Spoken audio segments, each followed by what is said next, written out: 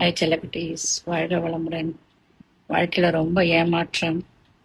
நம்பினவங்க உங்களை கழுத்து இருக்குது, அன்பு அதிகமா வச்சு நீ தான் என் உலகம்னு வாழ்ந்த அந்த உறவு உங்க கண் முன்னாடியே இன்னொரு உறவை தேடி போறது, உங்களை ரொம்ப துச்சமா நினைச்சது, இதெல்லாம் ஒரு கனவா என்னையோட மறந்துருங்க.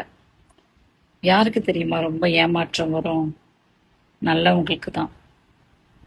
ஏன்னா கடவுள் பார்வையில நீங்க நல்லவங்க. உங்க மனது மென்மையான மனது. உங்களை ஒருத்தவங்க ஏமாத்துறாங்க, உங்களுக்கு ஒருத்தர் துரோகம் பண்றாங்க, உங்களை நம்ப வச்சு கழுத்தறுத்தாங்கன்னா நீங்க அவங்கள பழி வாங்கணும்னு நினைக்காதீங்க. அமைதியா அந்த சுச்சுவேஷனை கடந்து போங்க. அது கனவா எடுத்துக்கோங்க. உங்க வாழ்க்கை நிச்சயமா சொல்றேன், கடவுள் பார்வையில ரொம்ப ரொம்ப ரொம்ப ஆசீர்வாதமா இருக்கும். நீங்க யாரால புறக்கணிக்கப்பட்டீங்களோ அவங்க முன்னாடி உங்களுக்கு ஒரு புதிய வாழ்க்கை நிச்சயமா இருக்கு. இந்த நாட்களில நான் நிறைய பாக்குறது என்ன தெரியுங்களா?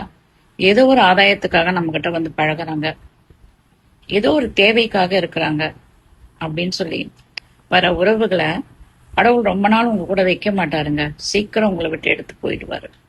ஸோ இன்னைக்கு நடந்ததெல்லாம் ஒரு கனவா நினைச்சு நீங்க மறந்து, என் செல்லக்குட்டீஸ், தயவு செஞ்சு உங்களுடைய தனிப்பட்ட வாழ்க்கையில உங்களுடைய முன்னேற்றம், உங்களுடைய செல்வ வளம் பெருக நீங்க நல்ல வாழ்க்கை அவங்க முன்னாடி வாழணும்னு சொல்லி ஒரு உறுதிமொழி எடுத்து இந்த சுச்சுவேஷனை கடந்து போங்க.